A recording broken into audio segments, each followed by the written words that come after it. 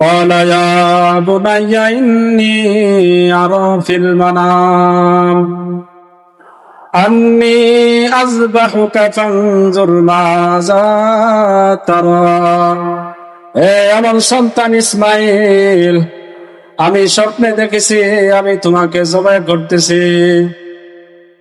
তখন সন্তান কি উত্তর দিলেন? সন্তান উত্তর দিলেন, قال يا أبت افعل ما تؤمر ستجدني إن شاء الله من الصابرين। আমার পিতা, আপনার হুকুম পালনের মধ্যে আমাকে আপনি ধৈর্যশীলদের মধ্যে অন্তর্ভুক্ত পাবেন।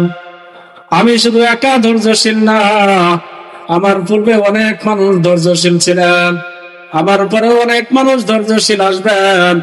আমি তাদের মধ্য থেকে একজন ধৈর্যশীল বান্দা হয়ে যাব।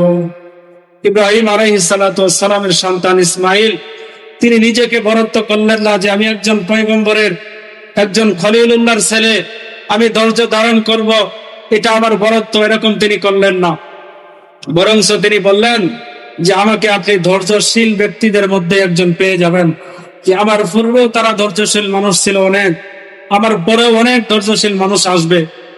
সাতাজিদুনি ইনশাআল্লাহু মিনাস সাবিরিন, যে আমার পিতা, আপনি ধৈর্যশীল বান্দাদের মধ্য থেকে আমাকে ধৈর্যশীল পেয়ে যাবেন। যে আপনার হুকুমকে আপনি পুরাপুরি করে ফেলেন। তখন ইব্রাহিম আলাইহিস সালাতু ওয়াস সালাম সন্তানকে এরকম জবাই করার জন্য তার চাদরের নিচ থেকে ছুরি বের করলেন।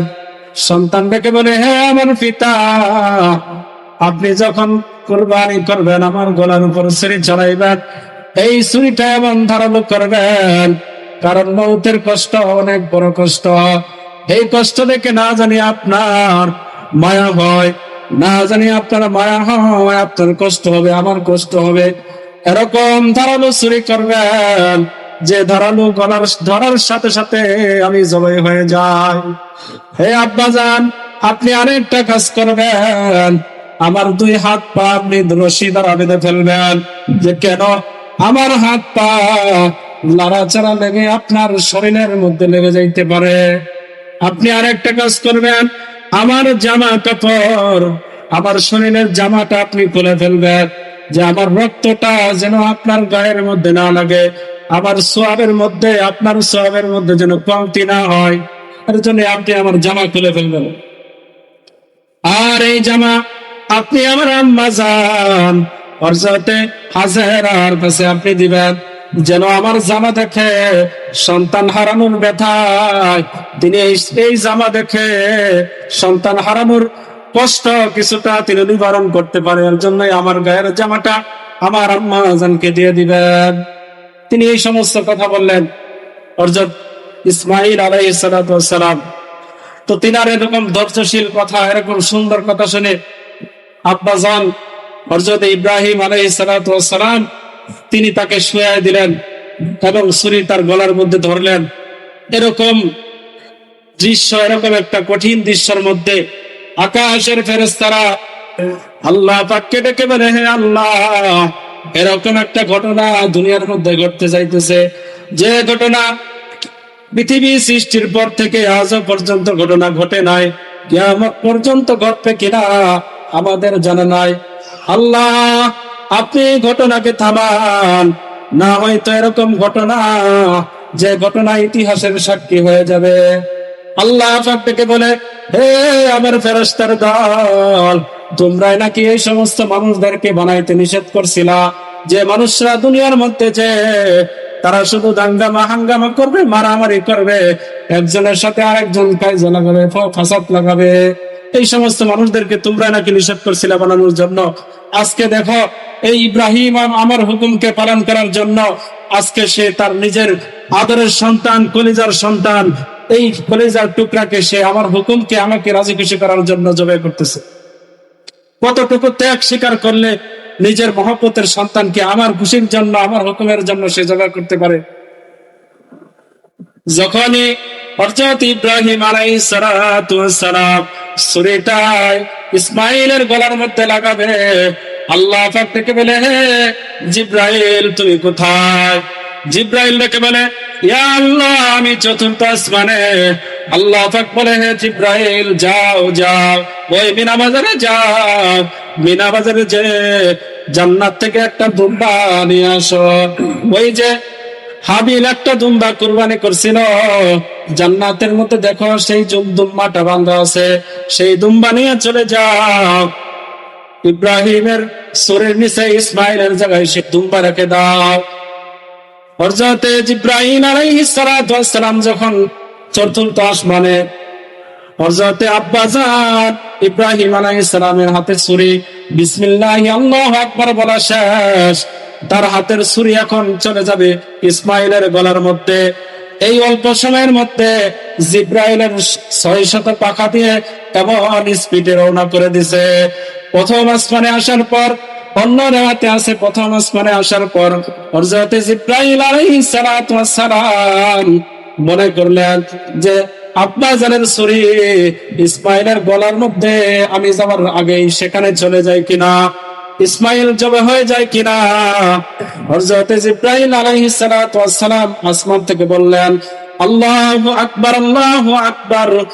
এই আল্লাহু আকবার বললেন যে আল্লাহ সবচেয়ে বড়, আল্লাহর হুকুমের চাইতে আল্লাহ সবচেয়ে বড়। এই আল্লাহু আকবার শব্দ শুনে আব্বাজান ইব্রাহিম আলাইহিস সালাতু ওয়াস সালাম তিনি ছুরি হাতে আকাশের দিকে তাকায় বললেন, লা ইলাহা ইল্লাল্লাহু আল্লাহু আকবার। এই শব্দ ইব্রাহিম আলাইহিস সালাতু ওয়াস সালাম বললেন। সূরের নিচে ইসমাইল আলাইহিস সালাতু ওয়াস সালাম বললেন, আল্লাহু আকবার ওয়ালিল্লাহিল হামদ। এই যে তিনজনের বাক্য হযরত জিব্রাইল যখন বললেন আল্লাহু আকবার, যে আল্লাহ পাকের হুকুমের চাইতে আল্লাহ সবচেয়ে বড়, হযরত ইব্রাহিম আলাইহিস সালাতু ওয়াস সালাম বলেন, লা ইলাহা ইল্লাল্লাহু আল্লাহু আকবার, যে আর কিছু নাই, আল্লাহ সবচেয়ে বড়। এই কথা শুনে ইসমাইল আলাইহিস সালাম বলেন যে আল্লাহু আকবার, আল্লাহ বড়, ওয়ালিল্লাহিল হামদ, সকল প্রশংসা আল্লাহর জন্য। এই যে তিনজনের এই বাক্যটা আল্লাহ পাক এত পছন্দ করছেন, জিলহজ মাসের 9 তারিখ থেকে 13 তারিখ পর্যন্ত প্রত্যেক মুমিন মুসলমানের জন্য এটা আল্লাহ পাক ওয়াজিব করে দিয়েছেন। এর জন্য 9 তারিখ ফজর থেকে 13 তারিখ আসর পর্যন্ত আল্লাহ পাক প্রত্যেক মুসলমানের উপর এটা ওয়াজিব করে দিয়েছেন। এই বাক্য বলার সময় আব্বাজান হযরত ইব্রাহিম আলাইহিস সালাতু ওয়াস সালাম লক্ষ্য করে দেখেন, বিসমিল্লাহি আল্লাহু আকবার যখন বলে ছুরি চালিয়ে দিলেন, জবে হইলেন, বড় রক্তের স্পর্শ তার হাতের মধ্যে লাগলেন। এমন অবস্থায় তাকায় দেখলেন আমার ছুরির নিচে তো ইসমাইল নেই, ইসমাইল হযরত জিব্রাইল আলাইহিস সালাতু ওয়াস সালামের কুলের মধ্যে, আর ছুরির নিচে একটা জান্নাতি দুম্বা কুরবানি হয়ে গেছে। সুবহানাল্লাহি ওয়া বিহামদিহি। যে ছুরির নিচে একটা জান্নাতি দুম্বা কুরবানি হয়ে গেছে। আল্লাহ পাক জানাইতে চাইলেন, হে ইব্রাহিম, আমি তোমার সন্তানকে জবাই করার এটা আমার মকসুদ ছিল না, আমার মকসুদ ছিল তোমার দিল এবং তোমার এরকম তোমার নিয়তকে আমার কুরবানি করা। তুমি তোমার নিয়ত কুরবানি করে ফেলছো, তুমি তোমার পরীক্ষায় পাশ করে ফেলছো, অর্থাৎ তোমার আর সন্তান কুরবানি করা লাগবে না। তুমি এই জান্নাতি দুম্বা নিয়ে বাড়ির মধ্যে যাও আর সবাই মিলে মজা করে এর গোশত খাইতে থাকো। আল্লাহ পাক এই উদ্দেশ্য করে দিলেন। মানুষের জান মালের কুরবানির উদ্দেশ্য সন্তান উদ্দেশ্য না। আমরা যে কুরবানি করি আমাদের পশু কুরবানি এটা উদ্দেশ্য না, উদ্দেশ্য হইতেছে আমাদের নিয়ত কুরবানি করা, আমাদের নিজে থেকে তৈরি হওয়া, নিজেদের থেকে নিয়তকে তৈরি করা, নিজে উৎসর্গ হওয়া আল্লাহ পাকের হুকুমের উপর। ইব্রাহিম আলাইহিস সালাতু ওয়াস সালামের পরীক্ষা ছিল তার সন্তান কুরবানি করা। আপনার আমার পরীক্ষা হইতেছে আল্লাহ পাকের হুকুম সবচাইতে বড়। আল্লাহু আকবার আল্লাহু আকবার, লা ইলাহা ইল্লাল্লাহু আল্লাহু আকবার আল্লাহু আকবার ওয়ালিল্লাহিল হামদ। আল্লাহ পাকের হুকুমের সামনে কোনো কিছু নাই। আল্লাহ পাকের হুকুমের চাইতে আল্লাহ পাক বড়। আল্লাহ পাকের হুকুম বড়, আল্লাহ পাক নিজেও বড়। এই বরত্বকে সামনে রেখে যে সমস্ত বান্দারা ইব্রাহিম আলাইহিস সালামের মতো আল্লাহ পাককে বরত্ব জেনে নিজের আদরের সন্তানকে কুরবান করতে পারে, আল্লাহ পাকের হুকুমকে বড় জেনে নিজের সন্তানকে আল্লাহ পাকের হুকুমকে বড় জেনে জবাই করতে পারে, আজও দুনিয়ার মধ্যে যে সমস্ত বান্দারা আল্লাহ পাকের হুকুমকে বড় মনে করবে, নিজের খায়াসাতকে ছোট মনে করবে, আল্লাহ পাকের হুকুমকে বড় মনে করবে, যে এখন আমার মন চাইতেছে নামাজ না পড়ার জন্য, আল্লাহ পাকের হুকুম হইতেছে নামাজ পড়ার জন্য, এই যে খায়াসাত মনের তামান্না, যারা এই খায়াসাতকে কুরবানি করতে পারবে তারাই সে ইব্রাহিমের কুরবানির সাথে মিলিত হয়ে যাবে। ইব্রাহিম আলাইহিস সালামের যে আল্লাহ পাকের হুকুমকে বড় মনে করে তার সন্তান কুরবানি করছে, ঠিক ওই রকমই আমাদের মন চাইতেছে না নামাজ পড়ার জন্য, আমাদের মন চাইতেছে না রোজা রাখার জন্য, আমাদের মন চাইতেছে না কুরবানি করার জন্য, আমাদের মন চাইতেছে না হজ করার জন্য, যাকাত আদায় করার জন্য। এই অবস্থায় যদি আমরা মনকে ঘুরাই আল্লাহ পাকের হুকুমকে বড় মনে করতে পারি, তাহলে ইব্রাহিমের আমল আমাদের আমল মিলিত হয়ে যাবে। আল্লাহ পাক আমাদেরকে ইব্রাহিমকে যেরকম পুরস্কৃত করছেন ওইরকম পুরস্কৃত করবেন। এর জন্য আমাদের মনকে আগে কুরবানি করতে হবে, মনকে কুরবানি করতে হবে সর্বপ্রথম। একটু আগেই বলছি যে আমাদের পশু আল্লাহ পাক চান না, পশুর রক্ত মাংস আল্লাহ পাক চান না, এগুলা কিছুই চান না।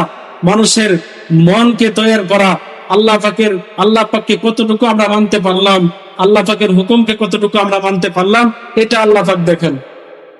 মানুষের স্বরূপ দেখেন না, মানুষের বডি দেখেন না, মানুষের সৌন্দর্য দেখেন না, আল্লাহ পাক মানুষের মনের দিকে তাকায় রয়েছে।